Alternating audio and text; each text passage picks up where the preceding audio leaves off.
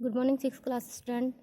देखिए, इससे पहले हमने कंप्यूटर का फर्स्ट चैप्टर हाफ रीड कर लिया था और समझ लिया था।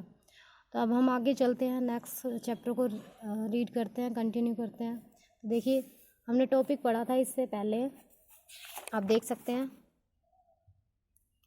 The language of computer. तो उसमें पढ़ा था हमने programming, programmers, machine language, assembly language. उसके बाद हमारा पार्ट आता है हाई लेवल लैंग्वेज। कौन सा पार्ट आता है? High level language. The restriction in the usage of machine and assembly language inspired people to develop a language with the following feature. कि जो कमियां थी मशीन लैंग्वेज की और असेंबली लैंग्वेज की, उन्होंने क्या किया? इंस्पायर किया पीपल को, लोगों को, कि ऐसी लैंग्वेज को डेवलप करे जो ये जो नीचे फॉलोइंग फीचर दिए हुए हैं, इसको क्या करे? फॉलो करे। तो देखिए, फर्स्ट क्या है? Simple and user friendly language. कि एक ऐसी लैंग्वेज होनी चाहिए जो सिंपल हो और यूजर जो काम कर रहा है उसके समझ में आने वाली हो, ना कि मशीन लैंग्वेज की तरह हार्ड। सेकंड क्या था? Language which is not machine dependent. एक ऐसी लैंग्वेज नहीं होनी चाहिए जो किस पे डिपेंड हो? मशीन पे डिपेंड हो, बल्कि ऐसी लैंग्वेज होनी चाहिए जो यूज़र फ्रेंडली हो।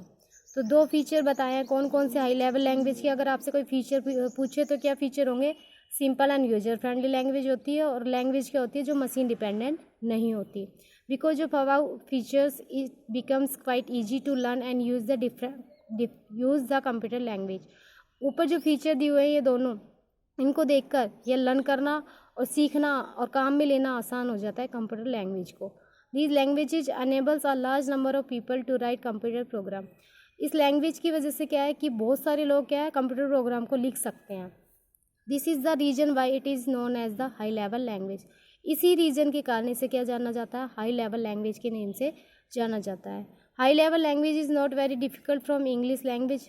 High level language same English language की तरह high level language is not very different from English language. ये इंग्लिश लैंग्वेज से ज़्यादा अलग नहीं है। Basic C++, Java et cetera are some of the very famous high level language. कोई आपसे पूछे कि इस हाई लेवल लैंग्वेज के एग्जाम्पल्स बताइए, तो क्या है? बेसिक C++, जावा, ये आपके क्या है? हाई लेवल लैंग्वेज है। High level language programs first need to get translate into machine language with the help of the translator program. तो एक डेफिनेशन या फिर एक लाइन आपके सामने आ रही है, ट्रांसलेटर प्रोग्राम। ये ट्रांसलेटर प्रोग्राम क्या होते हैं? जो हाई लेवल लैंग्वेज प्रोग्राम को क्या करते हैं? ट्रांसलेट करते हैं मशीन लैंग्वेज में।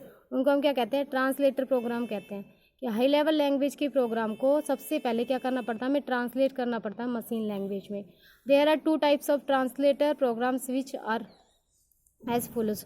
तो 2 ट्रांसलेटर प्रोग्राम होते हैं जो नीचे दिए गए हैं। फर्स्ट क्या है? इंटरप्रेटर, और सेकंड क्या है? कंपाइलर। तो फर्स्ट देखिए, with the help of a translator a high level language program gets converted into machine language. कि ट्रांसलेटर की मदद से हाई लेवल लैंग्वेज की जो प्रोग्राम है कन्वर्ट किए जा सकते हैं मशीन लैंग्वेज में। It translate line by line. ये जो इंटरप्रेटर, जो ट्रांसलेटर है वो क्या काम करता है? लाइन बाय लाइन ट्रांसलेट करता है। जैसे आपको मीनिंग बताते हैं हम चैप्टर की, सेम ऐसे क्या करता है? एक एक लाइन के बाद इसकी ट्रांसलेशन करता है। जैसे कि इट कन्वर्ट्स वन लाइन, पहले वन लाइन को कन्वर्ट करता है, execute the instruction and then repeats. और क्या करता है? इंस्ट्रक्शन देता है फिर रिपीट करता है वापस से उसी प्रोसीजर को। जैसे कि मैंने एक लाइन लिखी है, ये इसको क्या करेगा? ये ट्रांसलेट करेगा, फिर इसको इंस्ट्रक्शन के रूप में किसको देगा? आगे देगा, फिर वापस आएगा तो दूसरी लाइन है उसको ट्रांसलेट करेगा, फिर इसको इंस्ट्रक्शन के रूप में देगा। आगे देखिए, error if any are to be instantly removed. तो क्या करता है? यदि कोई भी एरर आ जाता है तो क्या कर देता है? उसको रिमूव कर देता है। The converted form is not stored anywhere. जो कन्वर्टेड फॉर्म है वो कहीं भी क्या नहीं होती? स्टोर नहीं होती। As to be generated at the time when it execute a program. जब हम क्या कर रहे हैं? इसे एग्जीक्यूट कर रहे हैं, फिर जनरेट कर, तो ये कोई भी कन्वर्सेशन है या फिर कोई भी कन्वर्ट किया गया प्रोग्राम को स्टोर नहीं करता है। Interpreter program are preferred for the beginners and are slow in execution speed. Interpreter program में वो किसके लिए प्रीफर किया जाता है? बिगिनर्स के लिए, और जो क्या है स्पीड में स्लो होते हैं उनके लिए। एग्जाम्पल देखिए, suppose the German president is visiting India as an official tour. German का प्रेसिडेंट आया किसके लिए? इंडिया के टूर के लिए। To understand each other, German president and Indian prime minister both will require an interpreter who can interpret German language into English and vice versa.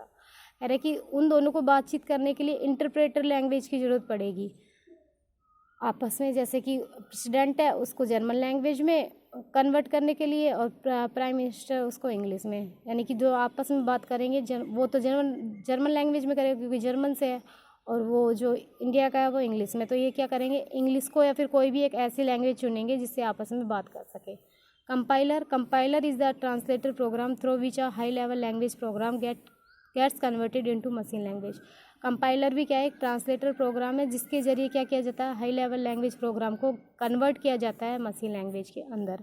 It at once translate the whole program, जब एक बार इसे translate कर दिया जाता है पूरे programme को, मतलब ये क्या करता है, एक बार में ही ट्रांसलेट करता है पूरे प्रोग्राम को। It generates the object code along with the list of error, ये क्या करता है, जनरेट करता है ऑब्जेक्ट को जो एरर दे रहे थे उनके कोड के लिए। If any for the program, कोई भी प्रोग्राम होता है तो। The extension speeds is very fast, जो इसकी स्पीड होती है वो क्या होती है, फास्ट। तो देखिए कंपाइलर और इंटरप्रेटर में क्या डिफरेंस है, इंटरप्रेटर की स्पीड स्लो होती है, कंपाइलर की क्या होती है, फास्ट होती है। ये कोई भी क्या कोड जनरेट नहीं करता है इंटरप्रेटर, या कोई भी एरर या प्रोग्राम जनरेट नहीं करता है जब आप क्या कर रहे हो, ट्रांसलेट कर रहे हो उस समय। ये क्या करता है, कोड जनरेट कर देता है जब कोई एरर आता है तो।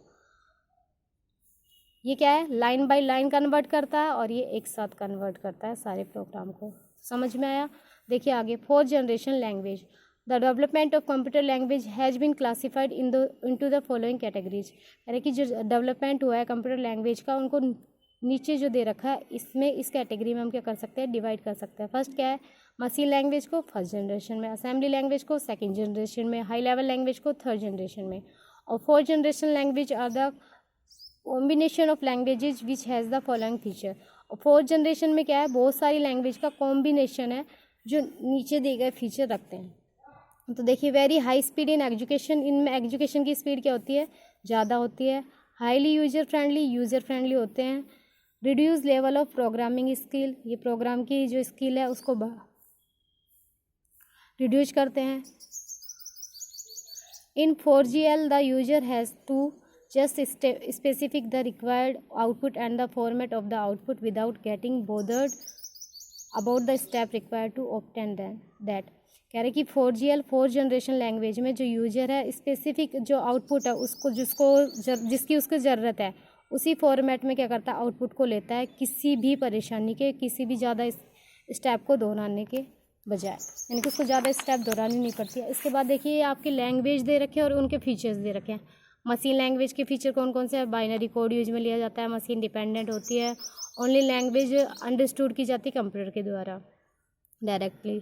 असेंबली में क्या है, मैनेमोनिक्स कोड आते हैं, मशीन डिपेंडेंट होती है और फर्स्ट मशीन लैंग्वेज में कन्वर्ट की जाती है इसको। हाई लेवल में क्या होते हैं, इंग्लिश वर्ड होते हैं, मैथमेटिकल ऑपरेटर होते हैं, ये भी मशीन डिपेंडेंट होती है और इसको भी कन्वर्ट किया जाता है मशीन लैंग्वेज में ट्रांसलेटर प्रोग्राम के जरिए। 4GL क्या होता है, minimal user skills required to obtain result, इसमें यूजर्स की स्किल रिक्वायर्ड करती है और इसमें एप्लीकेशन डेवलपमेंट टूल आते हैं। तो आपको क्या करना है, इस चैप्टर को अच्छे से रीड करना है, पॉइंट्स फॉर रिव्यू आपको देखना है। इससे पहले आपको फिलअप्स करने के लिए मैंने दिए थे, आपको आज क्या करना है, क्वेश्चन आंसर फाइंड आउट करना है। ऐसे तो नेक्स्ट वीडियो में आपको बताए जाएंगे, लेकिन फिर भी आपको ट्राई करना है क्वेश्चन आंसर फाइंड आउट करने के लिए, समझने के लिए। तो जब तक के लिए घर रहिए, खुश रहिए। Thank you.